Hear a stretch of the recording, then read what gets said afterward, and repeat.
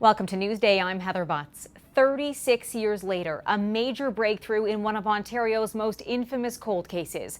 Toronto police have identified the killer of Christine Jessup. Commercial fishers are protesting today outside the Department of Fisheries and Oceans in an escalating dispute over Indigenous rights in southwestern Nova Scotia. Welcome to CTV News Channel. I'm Heather Butts. The government of Australia has now deployed military ships and aircraft to help communities ravaged by wildfires. Thank you for joining us. Maritimers will be reaching for rain gear instead of snowsuits tomorrow, and you'll want them to be windproof as well. Amanda, a day of heartbreak here in Fredericton. The shots rang out just after 7 this morning in one of the apartments behind me. 4 people were killed, a number of others injured. Thanks, Lisa. Yes, like father, like son, Elmer saying that it is still very early in this night. You still have a lot of hope. You still think this can go from Mackay country to Canyon country. Police remain tight-lipped about the situation that unfolded here on Sunnyvale Crescent and their investigation. Now, this neighborhood looks quite different at the moment. For most of the afternoon and up until about an hour ago, most of the street was taped off. The wind has really started to pick up. The conditions are really deteriorating. We were here about 20 minutes ago, and in just that time frame, we're losing our visibility across the harbor. We can no longer see Dartmouth. We're having to wipe our camera constantly. Whether you are coming or going, the next 24 hours could be very frustrating for travelers. We've been watching the board here, and it is just lighting up with orange and red. Many delayed flights and cancellations altogether, and that, of course, has to do with the weather. And this storm has actually forced what you could call a system-wide shutdown. All French and English public schools in New Brunswick, Nova Scotia, and PEI are canceled. Just down the road, a funeral home opened its doors this morning. It became a community center. As there was a lockdown in place, people had nowhere to go.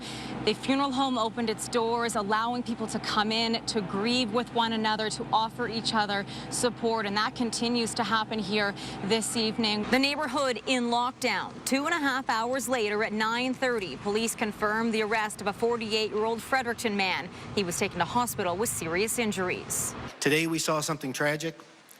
In the near future, we'll see the best of our community come forward. We always do. With the neighborhood in lockdown, a funeral home next to the scene opens its doors, acting as a community center for those with no place to go. As you can see behind me, the area is still cordoned off as the investigation continues.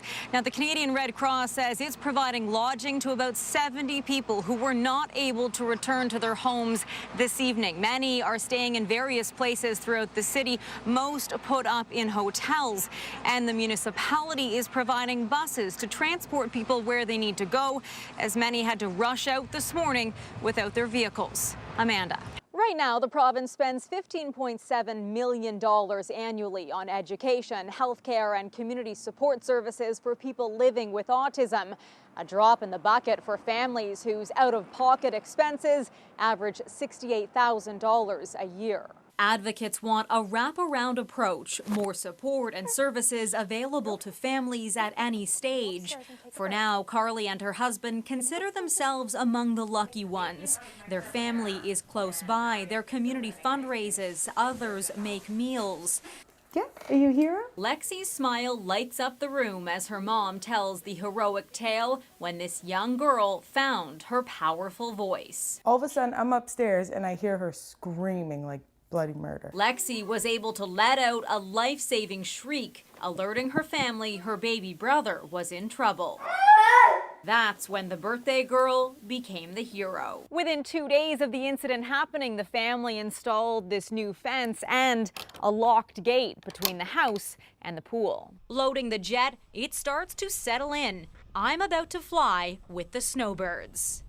I'm wearing a flotation device, a parachute. I've just hooked up my oxygen, and I am strapped into the seat with a 5-point harness. Is that a way of coping as well, speaking about your PTSD, or is it important for you to share that with others? There's no confirmation that they were able to successfully attach a warhead to that missile. Nova Scotians have faced tragedy after tragedy.